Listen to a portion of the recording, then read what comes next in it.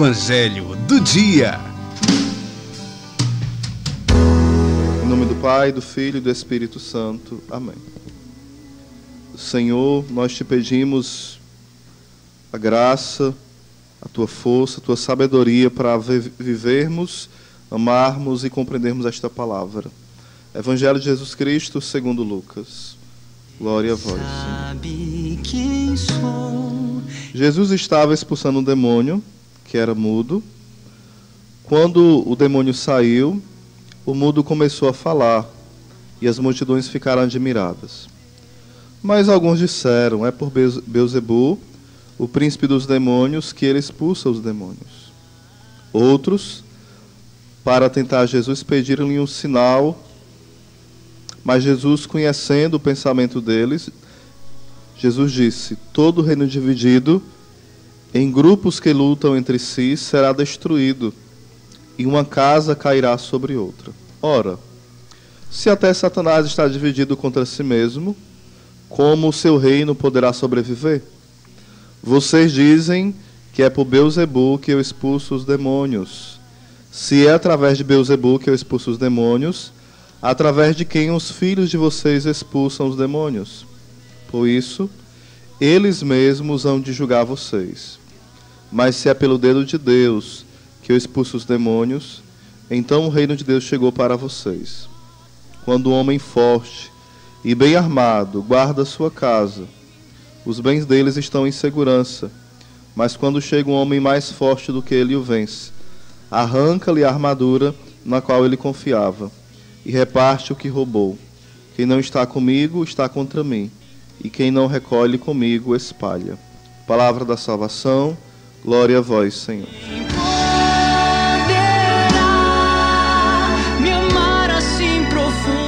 Irmãos e irmãs, o Evangelho hoje fala uma realidade que sempre tem dois extremos, já falei aqui algumas vezes no programa. O excesso em dizer que tudo é o demônio que faz. Eu acho que pela pouca formação que nós temos, nós atribuímos tudo ao demônio. Nós sabemos dos três inimigos da alma, que é a carne, que é a pior de todas, o mundo e o demônio. O demônio tem uma vantagem sobre essas duas, embora ele não seja o pior, porque o demônio se aproveita da carne e do mundo. Mas nem sempre, quando nós caímos em tentação, é o demônio que nos tentou. A tentação pode ter vindo somente da carne, sem o demônio sugestionar nada, ou somente do mundo. Então são os três inimigos da alma, mas hoje o Evangelho vai falando sobre esse terceiro inimigo, que é o demônio. O livro de sabedoria fala que foi pela inveja do demônio que o pecado entrou no mundo. E aqui vai falando de um homem que era mudo por uma ação do demônio. Lembro até uma vez que um padre me perguntou, brincando, e aí, Oséias, esse demônio, por que o demônio não falava? O demônio, tem demônio mudo? Mas era só ele brincando, Eu fui falar que de fato é o que a palavra nos ensina. É a atuação que o demônio fez nessa pessoa que a fez ficar muda. Não é que o demônio era mudo em si, até porque o demônio não tem a linguagem que nós temos, não tem uma língua, não fala e tal. Eles se comunicam de outra forma, porque são anjos decaídos. Então esse homem ele é liberto. E ele começa a falar às multidões e elas ficam admiradas.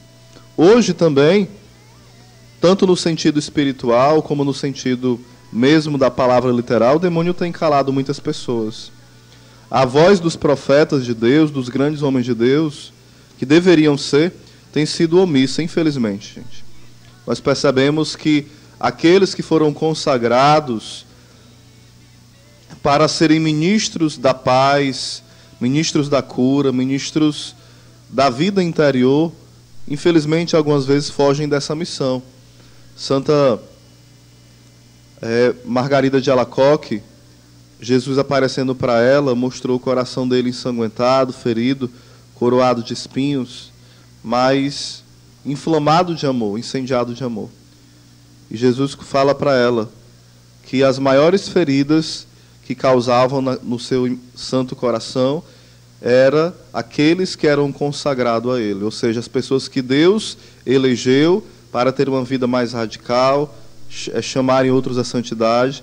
Aqueles que são consagrados são a grande ferida do coração de Deus, porque começam a anunciar a si mesmo, começam a distorcer a palavra para agradar o povo ou para agradar a si mesmo, trazer pessoas para si.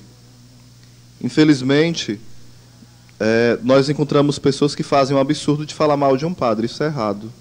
Isso é até um pecado grave, falar mal de um padre.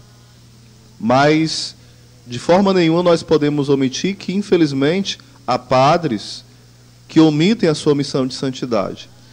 E Santo Afonso de Ligório, doutor da Igreja, ele adverte que esses padres, esses consagrados que negaram o Senhor, ele fala especificamente sobre os padres, no livro A Selva.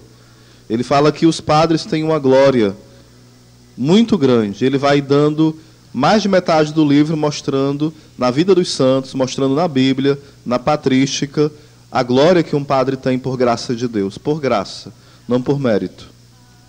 Mas ele vai mostrando depois, lá no finalzinho, algumas páginas da grande responsabilidade e também do grande peso de não viver a santidade. E ele vai falando que o inferno dos padres que não vivem o Evangelho é muito pior do que o inferno dos demônios. Ele vai até falando, né, que o escalão, como se fosse descendo a uma profundeza mais terrível ainda do que dos piores demônios, porque eles tiveram uma grande graça e não corresponderam. Então cabe a nós, como Santa Maria Madalena de Pazzi, ela via esses escândalos dos sacerdotes, e o que ela fazia? Ela dizia: Senhor, por esses sacerdotes santos, eu quero rezar, mas por esses sacerdotes pervertidos, eu quero ofertar toda a minha vida, eu quero receber todas as doenças possíveis, todas as provas possíveis, para que a humanidade não seja castigada por conta do pecado desses maus padres. Então ela pedia que Deus colocasse toda a ira que ele tinha, que não viesse sobre esses padres, mas viesse sobre ela. E quando viesse sobre ela, esses padres começassem a se converter. Por que eu falei isso, gente? Porque ela vai falando, né? E Santo Afonso também, que um padre santo santifica um povo, e um padre que não é santo, ele leva o povo a se perder junto com ele. Então o demônio, ele vai atingindo as lideranças, porque ele sabe que a fonte da igreja é a Eucaristia. E é pelas mãos do sacerdote, que é esse novo útero da Virgem Maria, suas mãos, que vai gerando Cristo. E aqui nós percebemos que a incredulidade desses homens era enorme. Eles acusavam Jesus de estar expulsando o demônio em nome do demônio. E é muito perigoso, porque nós muitas vezes vamos também tendo essa tendência a blasfemar. Por exemplo, quando eu vejo acontecer curas, milagres da Mundial, milagres da Universal, eu não digo que é o demônio. Eu acho muito perigoso. Uma coisa, eu posso ser bem claro aqui, eu não concordo a forma que às vezes o Valdemiro vai trabalhando. Eu até respeito, né? Mas eu não vou dizer de forma nenhuma que é o demônio. E você que é católico não fala isso também não, isso é um perigo. Porque muitas vezes nós vamos atribuir ao que é do demônio e nós podemos responder diante de Deus sobre isso. Pode ser algo humano, pode ser outra coisa, pode ser de Deus e não está sendo da forma mais coerente possível, deveria ser feito de outra forma. Mas dizer que é o demônio é muito pesado. Nós precisamos ter o dom do discernimento dos espíritos, para saber se uma ação é de Deus, do demônio ou do homem. Nós não podemos estar dando a nossa opinião. Eu acho que isso é do demônio. Eu acho que isso é de Deus. Eu acho que isso é do homem. Não. Precisamos ter intimidade com Deus. E nós percebemos que esses fariseus que conheciam a palavra, conheciam na inteligência, mas não conheciam no sentido de experimentá-la. Porque é incrível, gente, como é que esses homens tinham um coração duro. É de admirar mesmo. O Senhor, ele tinha palavras mansas com as prostitutas, com as pessoas adúlteras, com os ladrões, com tantos pecadores. Ele comia até com os pecadores. Porém, para com esses homens, Jesus era duro. Não era todos os grupos dos fariseus que eram desse jeito.